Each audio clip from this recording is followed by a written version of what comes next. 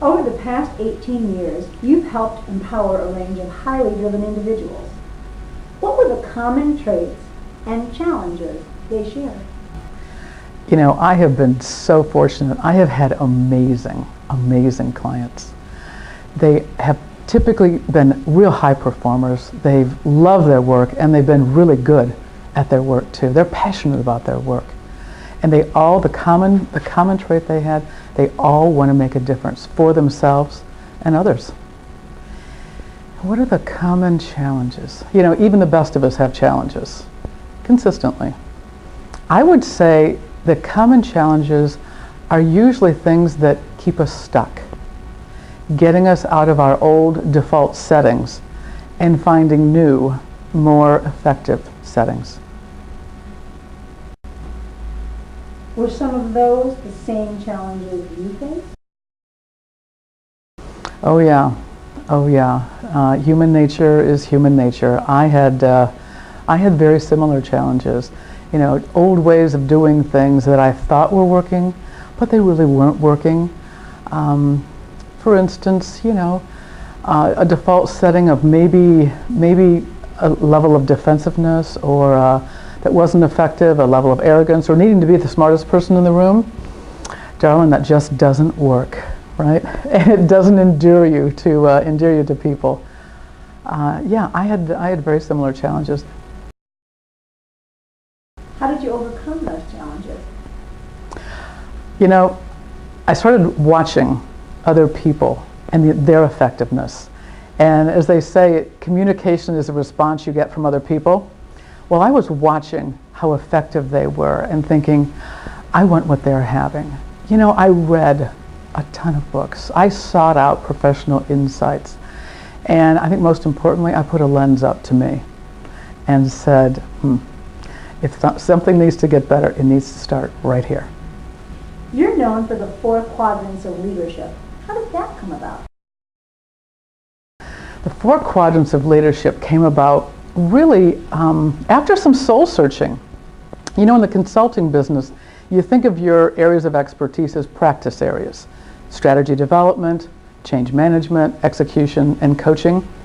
And they seemed, even for 18-year-old, although I changed it recently, they seemed like disparate, siloed areas, when in fact, all along, I've always viewed them as very, very fluid.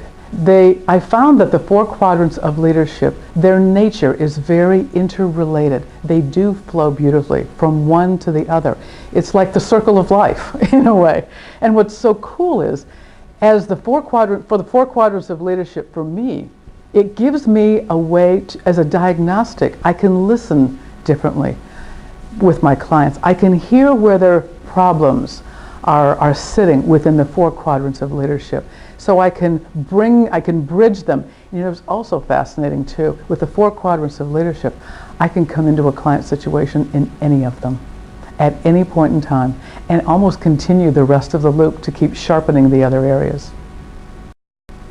I'm sure that the viewers would like to know more about each of the 4 quadrants of leadership.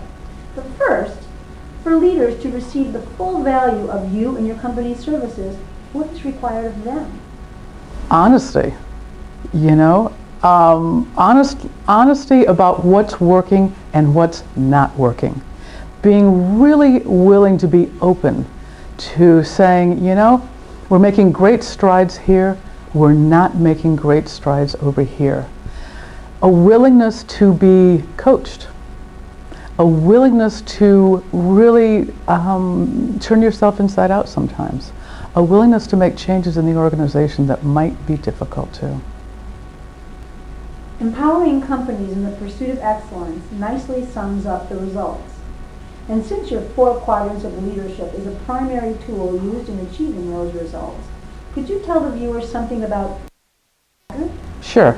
Let's start with strategy development.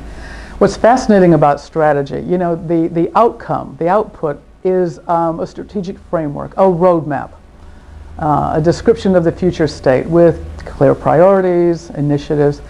As a consultant, what's so fascinating about strategy development is not only do I bring a real clear process to get to a actionable strategic plan. It's within the process, watching leaders and developing their skills to really be better critical thinkers, because at the end of the day, strategy development, strategic thinking is really critical thinking. And there's a little bit of a dearth of critical thinking going on there. So in the service of developing a strategy, I find it's really wonderful to help leaders learn how to sharpen, shape, and frame the conversation, to really go deeper, to challenge the status quo, challenge assumptions, think about scenarios that they really should be thinking about, and being able to more quickly and more deeply consider issues. Let's talk about change management. Well, honestly, I think it's one of the juiciest topics you can talk about. Change management is really, it's the bridge between strategy and execution, right? It's about ending what was and beginning what will be. Managing change is managing transition. That's in between ending what was and beginning what will be. What's also fascinating about change is managing transition. Something to really think about, though, is change is situational. It's factual. It's like a new CEO, a new location, a new strategy, new processes. That's change. What we're talking about is transition. That's from ending what was to beginning what will be. That's the river between. That's the bridge between strategy and execution, right? That's about managing the human issues that people are going through and the processes that they work in, right? Change is intensely personal and it's relentlessly systemic. They're bookends, and you really need to look at both sides of that to be effective in change. Execution. You know, fundamentally, execution is about delivering on the promise of your strategy. You got a strategy, that's great. Execution is about bringing it home. It's about making it happen.